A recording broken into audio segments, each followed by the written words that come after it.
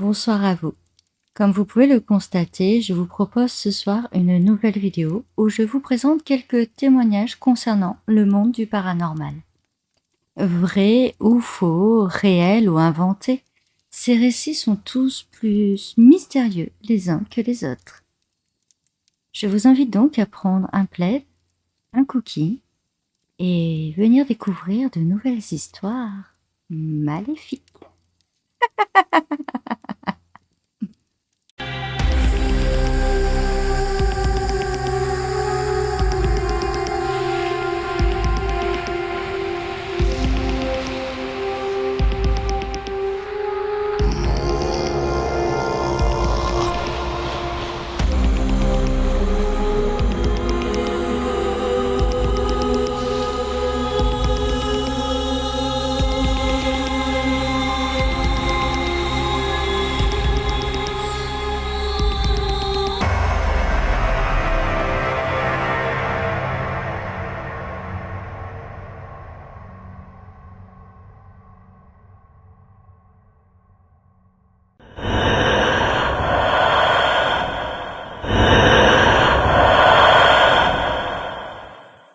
Ma mère, sa sœur Laurie, son père Bill et sa mère Hélène ont tous emménagé dans une maison dans le Connecticut quand ma mère avait environ 10 ans et Laurie avait environ 8 ans. Ils ont déballé les cartons et le soir même, ma mère et sa sœur ont partagé un lit king size dans une chambre et leurs parents se sont installés dans la chambre principale. La toute première nuit, tout le monde allait dormir. Et ma mère et Laurie ont été réveillées par un bruit de grattement très fort à la tête de leur lit, comme des ongles ou des griffes traînant sur du bois. Ma mère et sa sœur se sont chuchotées qu'elles allaient compter jusqu'à 3 et sprinter vers la chambre de leurs parents. Après avoir compté 1, 2, 3, elles se sont précipitées vers la porte. Elles sont arrivées dans la chambre de leurs parents et ont expliqué ce qui se passait. Et mon grand-père leur a dit qu'elles étaient ridicules et a renvoyé ma mère et sa sœur dans leur chambre. Elles retournèrent au lit et alors qu'elles restaient allongées là pendant un moment, elles recommencèrent à entendre le fort bruit de grattement, comme si quelque chose ou quelqu'un se grattait les ongles ou les griffes sur la cloison sèche juste derrière leur tête. Elles comptèrent à nouveau jusqu'à 3, sprintèrent vers la porte et retournèrent dans la chambre de leurs parents. Mon grand-père, Bill, était agacé cette fois et leur a dit « D'accord, vous dormez toutes les deux avec votre mère et je dormirai dans la chambre hantée. » Et il a ri en sortant par la porte de la chambre. Je tiens à préciser à ce moment de l'histoire que mon grand-père Bill était sévèrement sourd à cause de la guerre de Corée et pouvait à peine entendre quoi que ce soit. Donc, environ 45 minutes se sont écoulées et ma mère, ma tante Laurie et ma grand-mère Hélène se sont toutes presque endormies quand mon grand-père Bill est entré par la porte de la chambre avec de grands yeux et un visage pâle. Et il a dit « Il y a quelque chose de l'autre côté de ce mur. » À ce stade, c'est un événement familial. Alors ma mère, Laurie, Hélène et Bill vont tous dans la chambre des filles et ils n'entendent rien du tout. Ils vérifient ensuite le mur contre lequel le lit est adossé et mon grand-père sent le contour d'une petite porte. Il va à sa boîte à outils, attrape un cutter et commence à découper autour de la petite forme rectangulaire. Après avoir retiré le papier peint, leurs soupçons sont confirmés lorsqu'ils trouvent une petite porte en bois. Mon grand-père ouvre la porte grâce à un tournevis, car il manquait la poignée, et éclaire avec sa lampe de poche. Et voici ce qu'il a vu. Un lit jumeau, soigneusement fait, un petit bureau avec du papier et un stylo, un pack de 6 litres d'eau à côté du lit. Aucune poussière ou toile d'araignée, tout était propre. Ils ont enquêté plus avant et n'ont trouvé aucun moyen d'entrer ou de sortir à part le trou dans le mur qu'ils ont découpé eux-mêmes. Et il n'y avait pas de traces d'égratignures de l'autre côté du mur, ni de déjection animale. Ils ont déménagé dans un hôtel jusqu'à ce qu'ils puissent vendre la maison environ un mois plus tard. À votre avis, À quoi pouvait bien servir cette petite pièce? Comment se fait-il qu'il n'en avait pas été informé avant la vente? Et surtout, que renfermait cette chambre si étrange? Un esprit? Une âme torturée? Comment auriez-vous réagi face à cela? Je pense que j'aurais fait très précisément la même chose que ce couple. J'aurais remis la maison en vente le lendemain.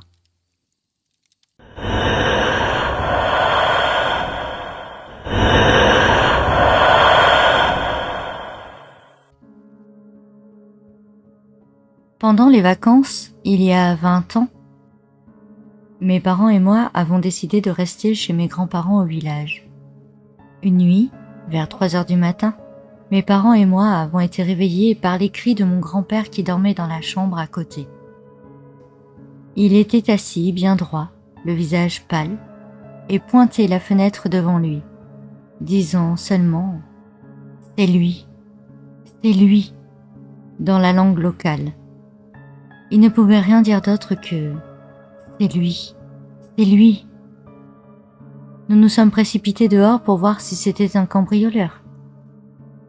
Nous avons fouillé toute la maison et la propriété et n'avons trouvé personne ni rien.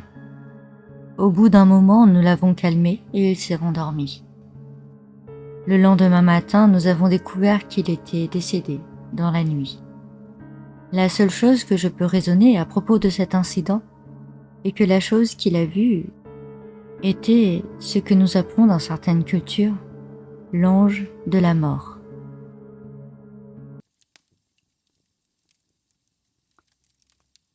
Ce vieil homme aurait-il vu la mort en face avant de lâcher son dernier soupir? Pensez-vous qu'une âme ou une entité vient vous chercher pour votre dernier voyage? Personnellement, j'espère que ma dernière vision sera bien plus reposante que ce qu'a vu cet homme.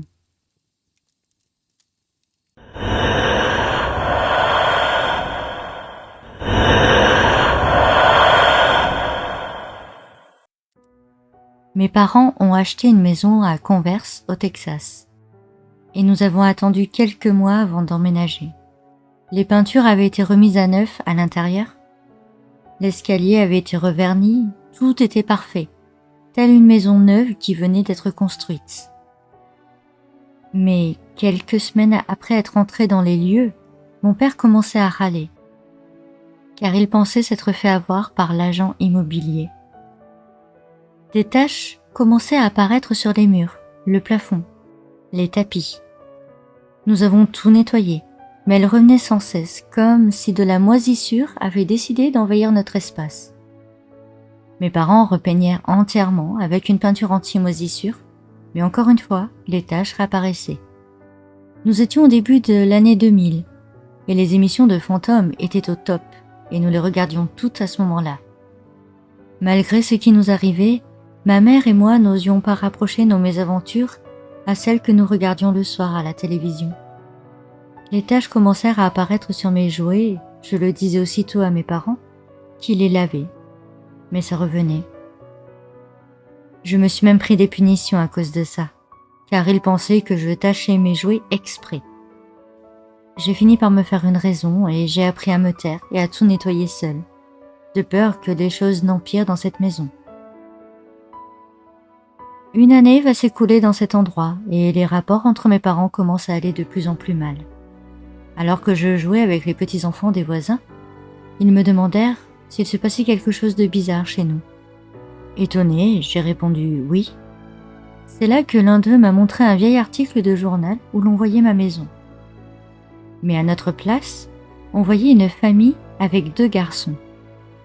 L'article expliquait qu'un drame s'était produit au rez-de-chaussée de la maison. Le jeune adolescent qui gardait son petit frère alors que leurs parents étaient sortis s'était armé d'une batte de baseball et avait massacré le petit garçon avec. Le policier chargé de l'affaire avait été cité dans le journal avec cette phrase: « De toute ma carrière, je n'ai jamais vu autant d'éclaboussures de sang dans une maison. » Je suis rentrée ce soir-là et j'ai tout expliqué à mes parents. J'ai même montré la coupure de presse à mon père. Nous sommes restés 4 jours de plus après ça. Puis, nous avons déménagé en vitesse dans un motel. Les taches étaient toujours là, plus nombreuses, de couleurs plus foncées. Mon père a finalement vendu l'endroit à la banque. Nous avons quitté la ville et l'État pour ne plus jamais revenir. Je ne sais pas si j'aurais été aussi patiente que les parents, repeignant à chaque fois les traces suspectes de cette maison. Mais c'est une affreuse histoire qui serait idéale pour un film d'horreur. Un peu comme Amityville, une maison hantée par un acte tragique.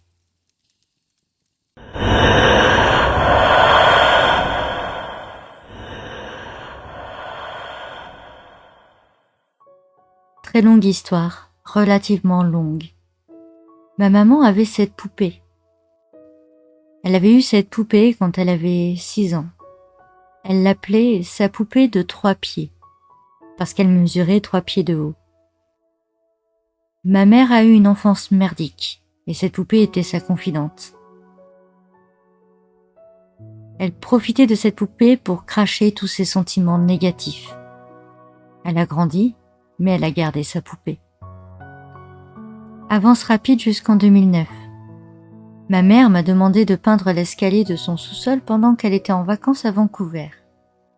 Et en bon fils que je suis, j'ai accepté de faire son travail de peinture. Mais quand je suis arrivée chez elle, quelque chose n'allait pas. Je pouvais le sentir dès que je suis entrée dans son appartement. Il y avait quelque chose de lourd qui traînait. C'est difficile à décrire, en toute honnêteté. J'ai marché lentement dans le couloir parce que je sentais que quelque chose n'allait pas. Et bien sûr, dès que je me suis retournée, la porte d'entrée s'est ouverte, même si je l'avais fermée et verrouillée. J'ai reçu le message instantané. Sortir. C'était évident. Je veux dire, cette porte était fermée et verrouillée. Alors que j'aurais pu me précipiter vers la porte et sortir en la claquant, j'ai préféré laisser un message écrit pour ma mère. C'est là que j'ai ressenti un grand froid, comme un appel d'air qui venait de la cuisine. J'y suis allée pour enquêter et l'une des casseroles suspendues au plafond se balançait de gauche à droite. Seulement une sur la dizaine qui était accrochée. Aucune fenêtre n'avait été ouverte. Et j'ai entendu le grand bruit qui l'a fait osciller. J'ai fini d'écrire ma lettre à la hâte et j'ai fichu le camp. J'ai fini d'écrire ma lettre à la hâte et j'ai fichu le camp. J'ai appelé ma mère de chez moi et je lui ai tout raconté. Elle m'a dit qu'elle n'était pas surprise. Elle faisait d'horribles cauchemars ces derniers temps et cela impliquait une jeune fille appelée Gabrielle. Ma mâchoire a chuté. Elle m'invita à dîner une semaine plus tard lorsqu'elle reviendrait de vacances. Elle a appelé un prétendu expert en paranormal pour enquêter chez elle. Je l'ai rencontré le jour où je suis venue dîner, alors qu'il partait. Un gars sympa, et ce prétendu expert lui a dit que sa poupée de 3 pieds était la source de tous ses malheurs, que cette poupée était infestée d'énergie négative et qu'elle devait s'en débarrasser. Ma mère n'était pas si sûre que ça de vouloir s'en débarrasser. Alors je lui ai dit que je m'en débarrasserais pour elle. Elle m'a remerciée, mais en réalité je savais qu'elle regretterait d'avoir jeté sa poupée de 3 pieds, parce qu'un inconnu le lui avait dit. Je l'ai donc rangée dans mon placard. Et c'est là que l'horreur a commencé. Les 4 jours les plus fous de ma vie. D'abord, on a frappé à ma porte pendant que je balayais. Pour une raison quelconque, je savais qu'il n'y avait personne derrière cette porte. Et bien sûr, il n'y avait personne. Mais j'ai lu beaucoup de livres sur les fantômes et je sais que quand ils frappent à votre porte et que vous l'ouvrez, vous les accueillez. Ainsi du dimanche soir au jeudi, cela a duré. 7 coups de l'intérieur du placard avec un certain rythme.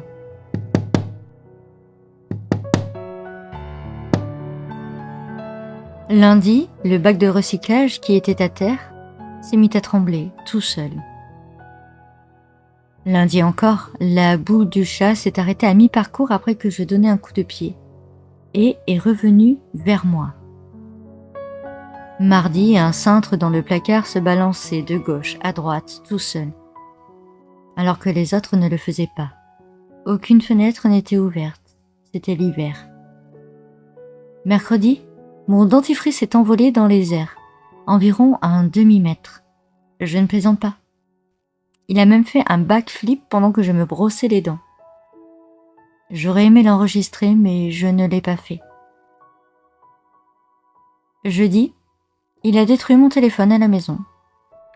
C'était en 2009, lorsque le téléphone fixe était encore une chose importante.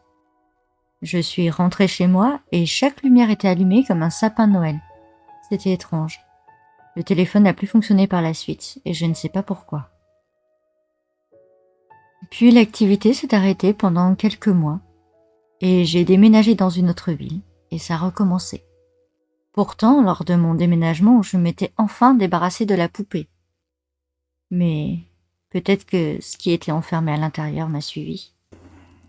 Je le sais et je sais que vous le savez. Une poupée aussi creepy, on ne la met pas dans un coin de la maison. Non. On la jette, on la brûle, on la détruit. Nous sommes tous d'accord sur ce point. Je sais qu'avec moi, l'esprit n'aurait pas eu le temps de s'en prendre à moi. Tout se serait rapidement terminé dans un grand feu. J'espère en tous les cas que ma sélection de témoignages vous a plu. Si c'est le cas, n'hésitez pas à le dire en commentaire. Pour rappel, j'ignore si ces histoires sont vraies ou fausses. Nous n'avons que la parole du protagoniste. Je vous en laisse donc seul juge face au récit de ce soir. En attendant, je vous dis à dimanche prochain et je vous souhaite de faire de beaux rêves. Attention à vous dans le noir. Vous n'êtes pas à l'abri de faire quelques rencontres maléfiques.